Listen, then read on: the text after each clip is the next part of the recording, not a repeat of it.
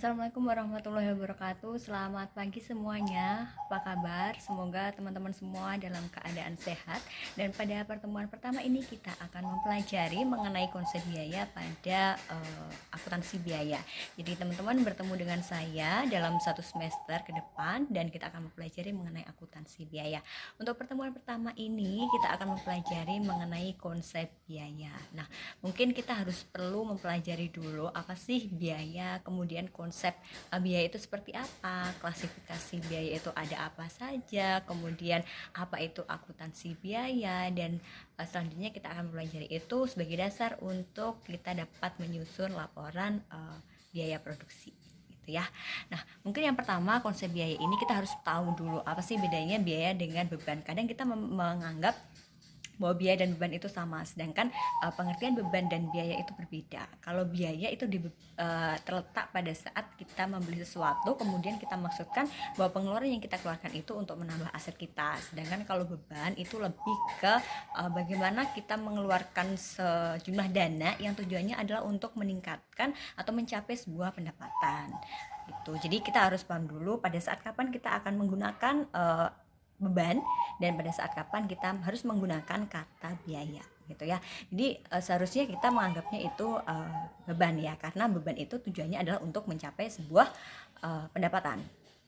Nah, dalam proses produksi sebuah perusahaan manufaktur biasanya siklusnya atau proses produksinya itu ada di sebuah perusahaan, di produksinya dia mempunyai klasifikasi biaya-biaya. Nah, kita harus paham dulu biaya itu ada apa saja, klasifikasinya itu apa saja, sehingga kita akan mempermudah. Oh, ternyata untuk biaya ini masuk kemana, kemudian biaya produksi itu ada apa saja, kita harus mempelajari itu. Nah, untuk dasarnya bahwa biaya itu dibedakan menjadi 3 gitu ya. Dalam proses produksi itu ada biaya bahan baku, biaya tenaga kerja, dan biaya overhead pabrik.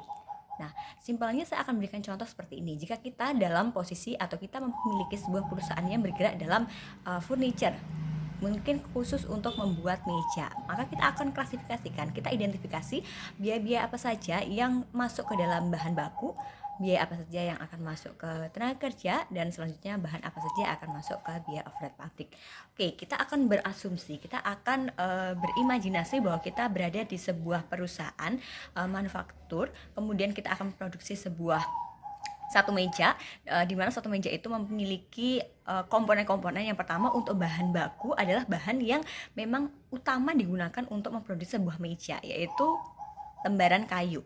Nah, sehingga lembaran kayu itu digunakan sebagai masuk ke dalam klasifikasi biaya bahan.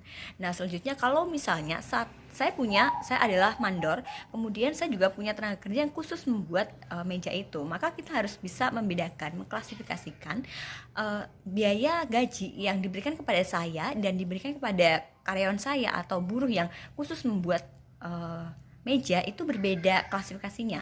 Kalau saya itu masuknya ke biaya overhead pabrik, sedangkan karyawan saya atau buruh yang khusus menangani atau membuat sebuah meja, dia akan masuk ke dalam klasifikasi biaya tenaga kerja langsung. Nah, sedangkan bahan dan biaya tenaga kerja tidak langsung yang tidak termasuk di dalamnya itu akan masuk ke dalam BOP atau biaya overhead pabrik. Itu sebuah biaya yang memang menunjang sampai si produk ini bisa selesai gitu ya. Misalnya apa? Misalnya listrik untuk pabrik. Kemudian ada juga tadi biaya mandor. Mungkin ada biaya bahan penolong gitu ya.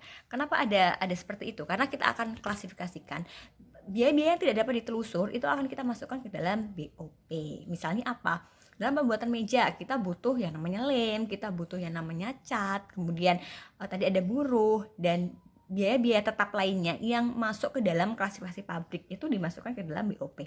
Contohnya ada asuransi pabrik, ada depresiasi mesin pabrik, kemudian ada lagi untuk listrik pabrik itu dimasukkan ke dalam BOP. Tetapi kalau yang berhubungan dengan kantor, misalnya sama-sama biaya listrik, tapi biaya listriknya itu untuk kantor, maka dia tidak masuk ke dalam BOP. Dia akan masuknya nanti ke biaya administrasi dan umum. Dan selanjutnya jika kita punya tempat sendiri khusus untuk penjualan, maka semua biaya yang berhubungan dengan penjualan dia akan masuk ke dalam biaya penjualan. Seperti itu ya. Jadi silakan bisa dipahami lebih lanjut di dalam PowerPoint yang sudah saya masukkan ke dalam LMS. Silakan teman-teman bisa pelajari, dan latihan soal yang ada di bahan ajar. Terima kasih semuanya, sehat-sehat selalu, selamat pagi dan assalamualaikum warahmatullahi wabarakatuh.